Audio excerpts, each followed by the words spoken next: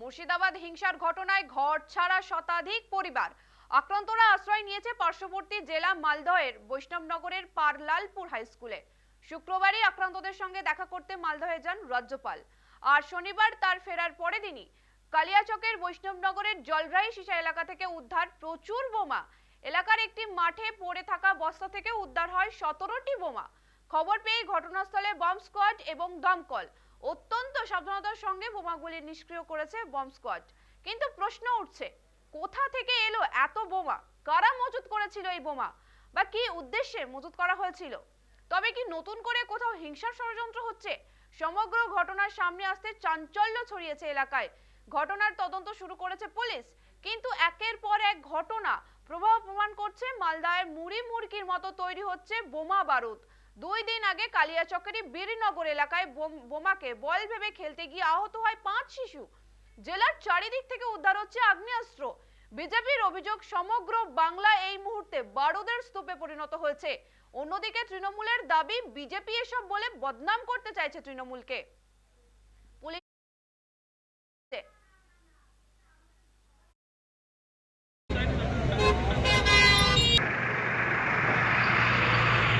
নতুন কথা কি আছে? এটা কি কোনো নতুন কথা?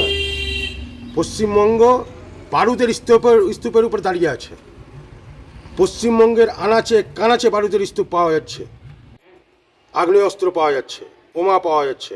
আয়ে দিন সংবাদ মাধ্যম খুললে পড়ে, ইলেকট্রনিক মাধ্যম খুললে পড়েই দেখতে পাচ্ছি অমুক জায়গাতে বোমা বিস্ফোরণ হয়েছে, অমুক জায়গাতে বাচ্চারা খেলতে গিয়ে বাচ্চারা আহত হয়েছে এবং নিহত হয়েছে। তো সারা পশ্চিমবঙ্গ বারুদের স্তূপের উপর দাঁড়িয়ে আছে। তো এই ধরনের ঘটনা নতুন কিছু নয় পশ্চিমবঙ্গের মধ্যে, এটা সাধারণ ব্যাপার হয়ে গেছে। আর যতদিন এই সরকার থাকবে, মাননীয়া থাকবে, ততদিন সুরক্ষা সাধারণ মানুষকে দিতে পারবে না।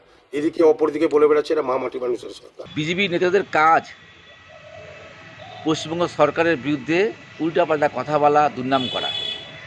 তারা চাইছে পশ্চিমবঙ্গে একটা অরাজকতা সৃষ্টি হোক, এখানে মানুষে লড়াই করুক, খুনাখুনি করুক, এটা তারা আপনারা চাইছে।